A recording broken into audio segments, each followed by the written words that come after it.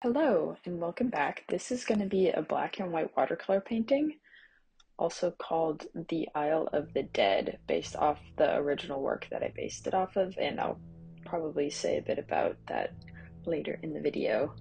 But this beginning clip is me just doing a rough draft in my sketchbook. I was a bit nervous to start because I wanted to do it on a watercolor block, which you can see that I'm working like with an Arches here. Arches cold press watercolor paper, which is kind of my favorite paper to work with, especially with watercolor. But anyway, I was nervous to start it, so I kind of wanted to test out the overall shape of like what it would look like. I know it didn't seem like I sketched a ton of it, and I didn't, but I just wanted to not freak myself out by, starting completely new on something. And I did a brief sketch page about mixing the color blacks. I had some familiarity with mixing blacks, but I wanted to kind of remind myself about what I actually wanted it to look like. So I made some swatches on that sketch page that you saw first, and I wanted to get a better sense of what it would actually look like on the paper.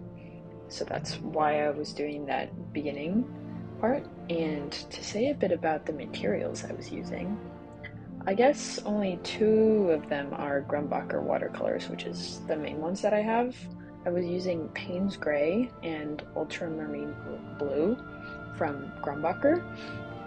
And then I got a Daniel Smith sepia color and a Sennelier raw umber, and I think I also used not burnt sienna, raw sienna is the one.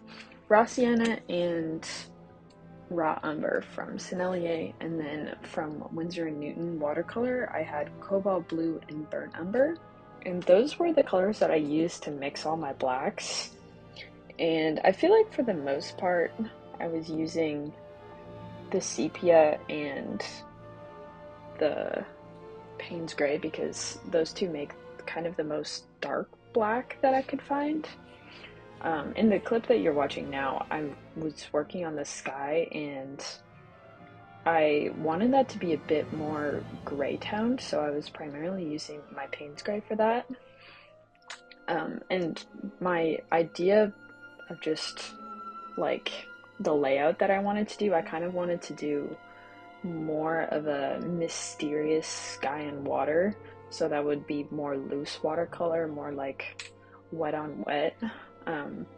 So for those of you who are not painters, it's just like you wet the paper beforehand and you go in with like wet paint, so you can kind of see that like sometimes when I put the paint down it kind of spreads out and it's more of like the so-called natural watercolor, I guess. It just creates a bit more flow, I suppose, if you want it to be kind of like murky and not super uh, fine detailed, I guess, is a way to put it. But yeah, for the actual island, I wanted to do more of like I guess, wet on dry, so I didn't really wet a lot of it beforehand. Some parts I did, but not a lot, because I kind of wanted it to be more distinct from the background, so I thought using the two different techniques would work pretty well for that.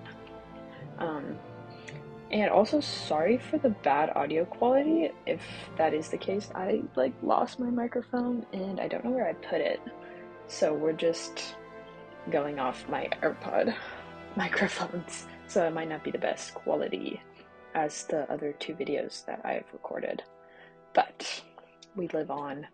Okay, so I wanted to talk a bit about what the actual original painting was and like why I'm actually doing this. So apologies for people from Instagram who have already heard this. I'm gonna talk about it again. So this painting was by this Swiss symbolist painter named Bucklin, and I'm reading this off of a website called 3 Things You Should Know About Island of the Dead. His work was inspired by Romanticism and mythology and antiquity. But so this painting of his was originally commissioned by one of his patrons by the name of Marie Berna, whose husband passed away, and it was made to be a memorial basically. And so the original featured the shadowy island that you can see in the picture in the top left, but it also had a small boat carrying a coffin and a figure shrouded in white. And so this like detail have been drawn comparisons to the Greek ferrymen in mythology who would take souls of the dead across the river Styx to Hades. And so it's meant to be this creepy atmosphere, and the artist did several different versions of Isle of the Dead. He did one in kind of black and white, but some of the rocks are a bit red. He did one where the sky is gray and the rocks are red and the trees are black, a bit like this black and white version you can see. But the reason I wanted to do the black and white version is because the composer Rachmaninoff saw the black and white version originally and inspired a piece off of it. And that's actually the piece that you're listening to right now, is a tone poem of the same name, Isle of the Dead. And so the story behind it is he had seen the, black and white version while, I guess, participating in an showcase of Russian arts and culture in 1907.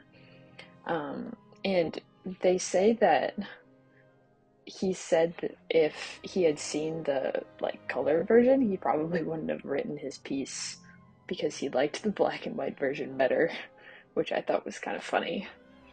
But anyway, so he wrote the piece based on the black and white version, hence why I decided to paint the black and white version.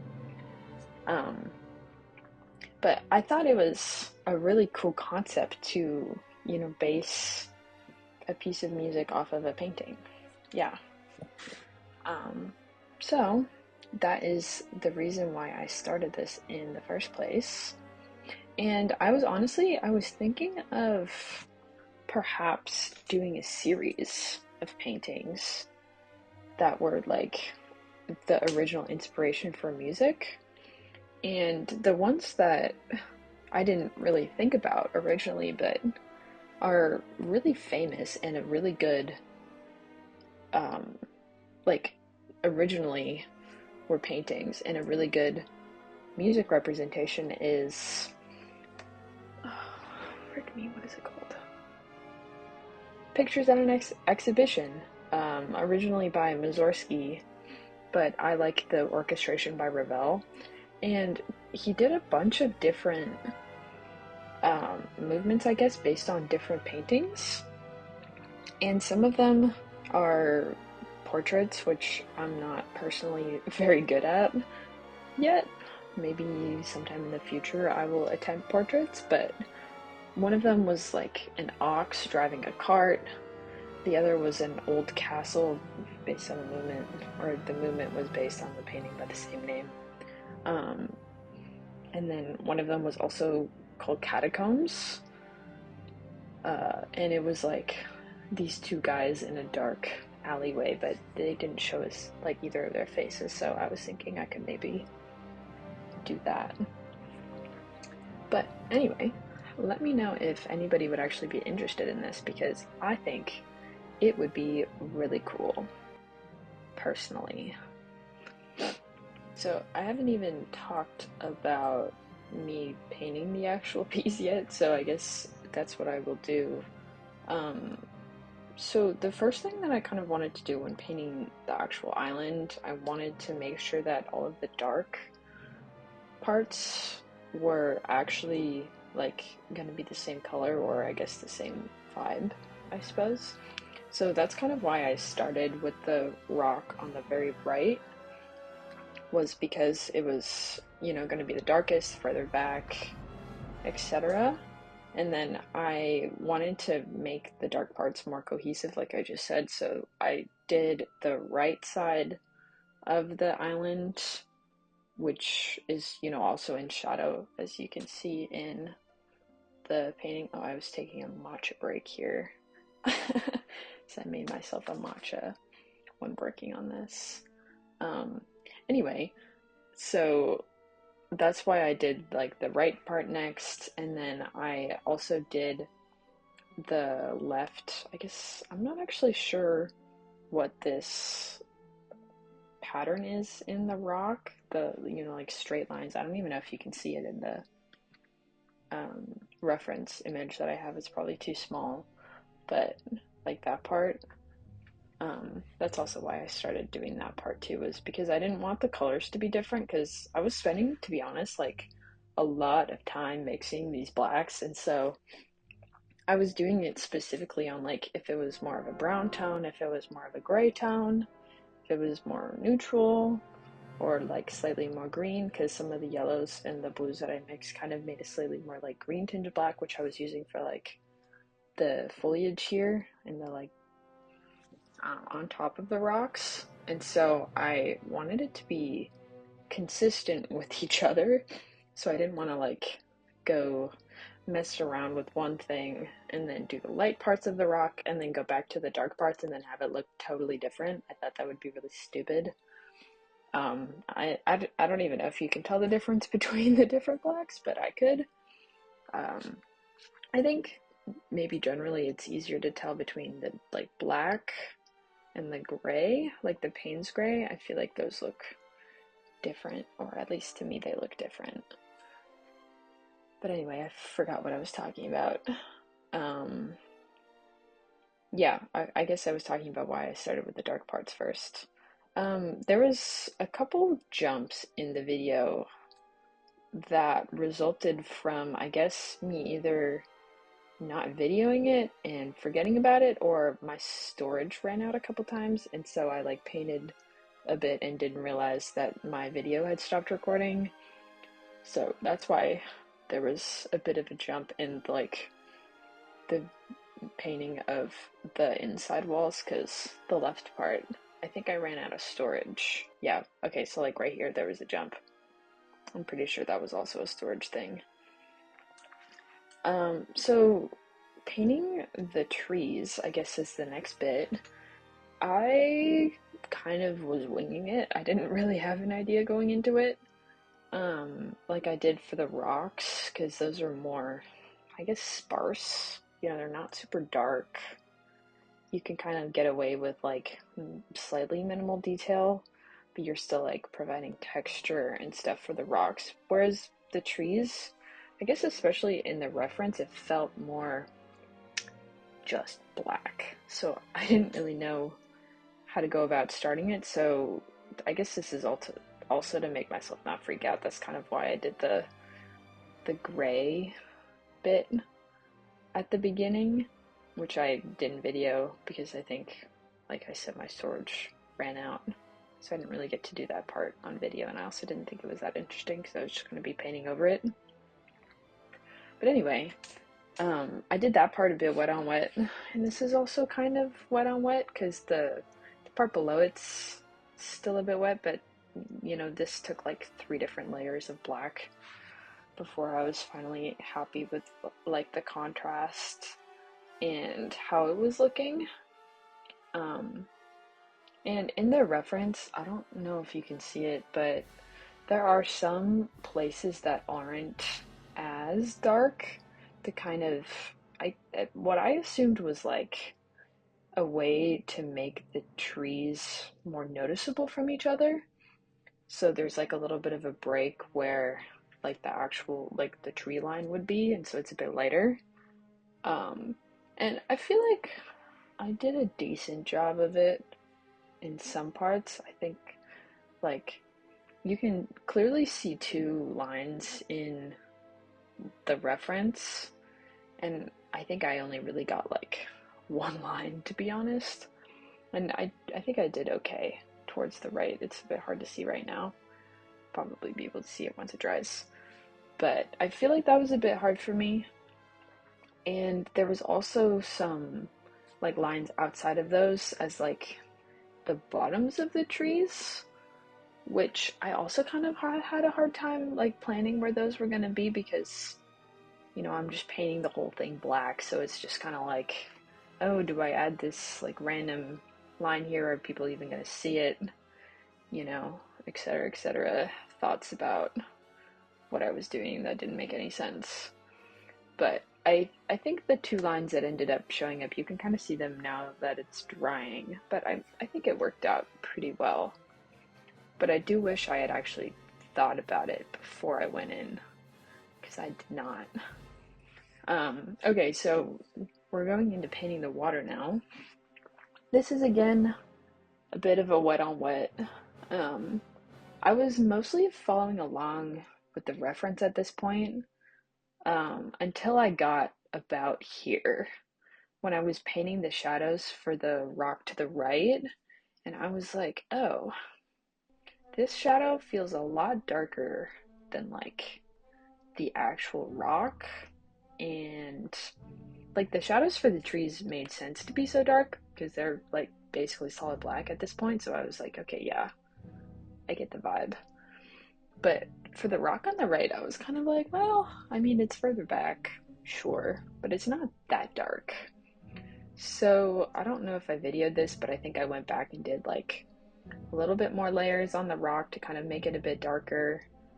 And I a little bit stopped following the reference at this point because I've painted a lot of water before and I like having the ripples. I like doing the reflections so that it's a bit like wavy. And the reflection in the reference seemed very like water still, water mirror of rocks ish. And I don't know, I don't really vibe with that type of reflection, at least in painting. And so I kind of realized this when I was painting the reflection of the steps, I guess, or the entrance to the island, because I felt like just having the two like squares of like white just didn't make sense like in reflections because it's going to be a little bit murky, and so that's why I started adding like the different lines eventually, which are not in the reference at all pretty much. But yeah, okay, so you can kind of see here, and eventually I also use white gouache to make like reflection lines, which are not in the reference either. And I was kind of debating doing that because I was like, oh, it looks pretty good still. Like, I don't know if I need to do that. And at this point, I hadn't used any white gouache.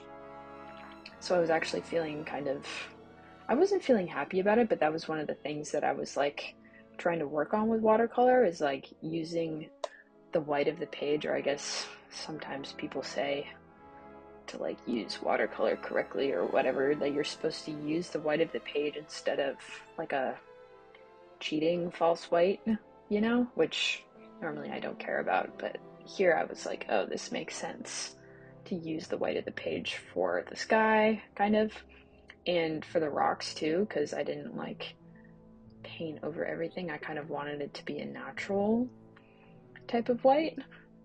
So that's kind of why I was debating using the gouache in the first place, was for all of those reasons, but eventually I was like, well, I like my water to be reflective and to be kind of different from the original part, I guess. I don't know, I like my reflections to be more murky than I think the reference had. So I kind of like go off the rails and kind of just like do my own thing. But I think it worked out. I really like how the water turned out. There was a couple times where I like made it too dark, or I felt like I made it too light and I had to go over it a bit, but I think for the most part, even though it took me a really long time, I think the reflection looks pretty good. And kind of the other thing that I was having problems with in the reflection was like how exact the lines should be in the rocks, because those were pretty, like, you were able to see the lines like really clearly in the reference.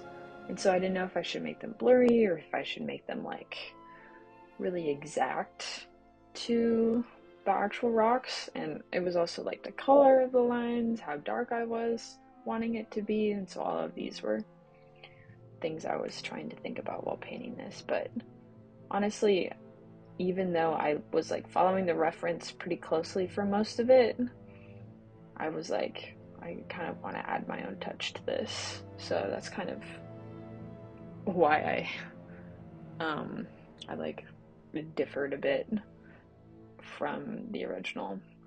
But anyway, all that to say, I had a really good time painting this. It was really fun.